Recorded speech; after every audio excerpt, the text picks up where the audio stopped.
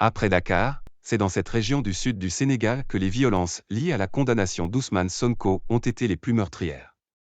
Faut-il y voir un mauvais signe pour la majorité, à moins de 8 mois de la présidentielle? Au moins 6 morts et une dizaine de blessés. Le bilan des violences qui ont éclaté début juin dans la foulée de la condamnation de l'opposant Ousmane Sonko à 2 ans de prison ferme a été particulièrement lourd en Casamance, et en particulier à Ziguinchor. C'est là que le leader des patriotes africains du Sénégal pour le travail, l'éthique et la fraternité, PASTEF, candidat déclaré à la prochaine élection présidentielle, s'était retranché peu avant l'ouverture de son procès pour viol, le 16 mai dernier. Dès son arrivée dans la ville, ses partisans s'étaient massés aux abords de son domicile pour faire bouclier et empêcher l'arrestation de leur chef. C'est aussi depuis Ziguinchor qu'Ousmane Sonko avait ensuite lancé, le 28 mai, sa caravane de la liberté, censée le mener jusqu'à la capitale. Elle a finalement été écourtée, et l'opposant a été ramené à son domicile dakarois par les forces de l'ordre. Mais avant qu'il ne soit intercepté, l'ancien inspecteur des impôts a partout été accueilli par une foule en liesse, preuve de la popularité dont il jouit dans sa région d'origine. À l'annonce de sa condamnation pour corruption de la jeunesse, ses sympathisants ont affronté les forces de l'ordre, barricadant les rues de la ville et brûlant des pneus sur les principaux axes. Le calme a fini par revenir, mais la tension reste élevée en Casamance, où Ousmane Sonko a enregistré parmi ses meilleurs scores lors de la présidentielle de 2019. Comme si la région, déterminée à prouver sa singularité politique et économique, s'obstinait à résister aux appels du pied du pouvoir central. La faute en partie à ce conflit séparatiste apparu au début des années 1980, au lendemain de l'arrivée d'Abdou Diouf au pouvoir. Après lui, les présidents se sont succédés, tous convaincus qu'ils allaient pouvoir combler le fossé qui s'était ouvert entre Dakar et le sud du pays. Le dernier d'entre eux, Macky Sall, a largement investi dans la région. À la manière d'un Abdoulaye Wade, qui affirmait que la Casamance n'a pas besoin d'indépendance, mais de développement, et avait créé l'Agence nationale pour la relance des activités économiques et sociales en Casamance, ANRAC, l'actuel chef de l'État a proposé une stratégie bâtie sur 3 piliers, réconciliation, reconstruction et développement durable.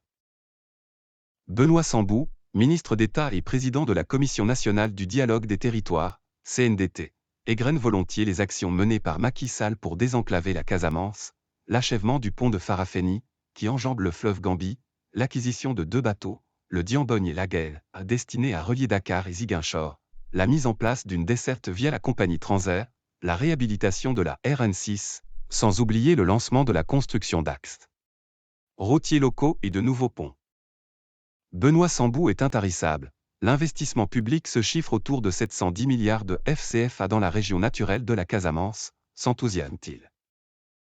Pourtant, la Casamance et ses 3 régions administratives ont parfois donné électoralement du fil à retordre à Macky Sall, ces dernières années.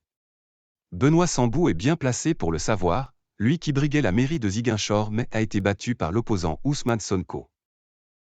Lors de la présidentielle de 2019 déjà, c'est à Ziguinchor que le chef de l'État sortant avait enregistré l'un de ses plus mauvais scores, moins de 39% des suffrages. Lors des locales de janvier 2022, les résultats ont été plus contrastés. La coalition Benno Bokk Yakaar, BBY, s'est maintenue à Sédhiou et à Kolda, mais Ziguinchor lui a résisté. Lors des législatives de juillet suivant, la majorité a conquis le département de Kolda, mais perdu Sédhiou et Ziguinchor. Du côté de l'opposition, on l'explique en disant qu'il reste beaucoup de choses à faire.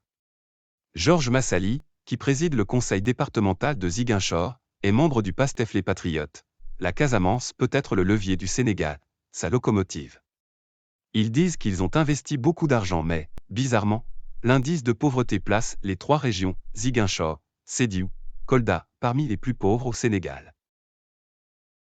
Ndé Marie Thiam, qui dirige la plateforme des femmes pour la paix en Casamance, est plus nuancée. Macky Sall, rappelle-t-elle, avait promis de faire de la paix en Casamance une priorité, et nous observons aujourd'hui un important progrès allant dans ce sens. Toutefois, dit-elle encore, il reste beaucoup à faire. 40 années de conflit, c'est 40 années de misère que l'on ne peut pas solutionner tout de suite, c'est-à-dire en seulement 12 ans. Ibrahima Gassama, directeur général de la radio Zig FM à Ziguinchor, explique qu'il n'y a pas eu de continuité. Les gens ont pensé qu'il fallait construire des routes et des ponts, et que l'on pouvait s'arrêter là, résume-t-il. que les Casamançais verraient bien que l'État avait fait des efforts. Mais est-ce qu'on les a intégrés aux sphères politiques et dans les grandes instances de décision? Ce n'est pas le sentiment que l'on a ici. Et puis le phénomène Sonko est arrivé, et il se trouve qu'il est d'ici. À en croire Ibrahima Gassama, les revers qu'a connus la coalition présidentielle dans la région ne sont toutefois pas seulement liés au leader du PASTEF. Lui pointe aussi du doigt les querelles de positionnement au sein du parti présidentiel. Moussa Dramé, le directeur de la radio communautaire Gabou FM de Sédhiou, va dans le même sens et regrette l'arrogance manifeste de certains leaders qui croyaient tenir les chefs de quartier. Est-ce ce qui s'est passé à Kolda? Mame Boye Diao, candidat de Benno Bokk Yakaar et directeur de la Caisse des dépôts et consignations, a été élu lors des locales mais sa coalition a perdu la commune lors des législatives. Nos interlocuteurs affirment que la coalition a autant pâti des rivalités politiques qui l'ont divisée que de la percée de l'opposition. Un cadre local de la majorité confirme, on a perdu Kolda car le choix des candidats à la députation était très difficile. Cela a créé des divisions. C'est cette bataille interne qui nous a fait perdre. On avait déjà perdu la commune en 2017, relativise Moussa Baldé, ministre de l'Enseignement supérieur et président du conseil départemental de Kolda. Cela ne nous avait pas empêché de remporter le département. Et cela a été la même chose en 2022. En 2019, ajoute-t-il, Macky Sall a gagné très largement à Kolda. Investi par la coalition Yewwi Askan Wi, YAW, sur la liste départementale de Sédhiou, Mohamed Ayib Daffé, député PASTEF à l'Assemblée nationale, n'est pas de cet avis. La victoire aux législatives est le fruit d'un travail de terrain, insiste-t-il. Le charisme de Sonko a joué lui aussi, tout comme le travail de nos alliés de YAW et l'intercoalition avec Wallu. La situation économique difficile, avec un taux de pauvreté élevé, est un terreau sur lequel prospère l'opposition. On ne peut pas déconnecter le vote de la situation économique de ces régions, analyse Alassane Bey, enseignant-chercheur en sciences politiques à l'Université Gaston Berger de Saint-Louis. Sédhiou est la région la plus pauvre du Sénégal. Les populations y sont marginalisées économiquement.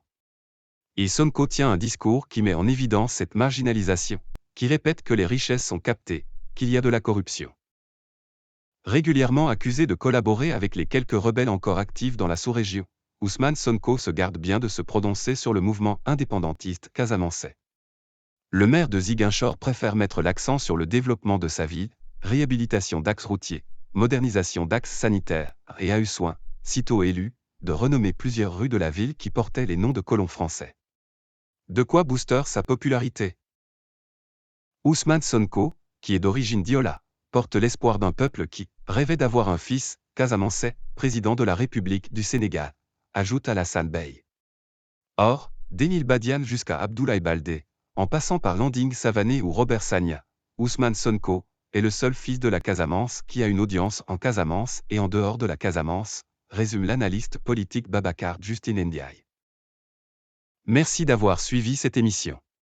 N'oubliez pas de vous abonner et de partager massivement cette vidéo. Merci et à la prochaine.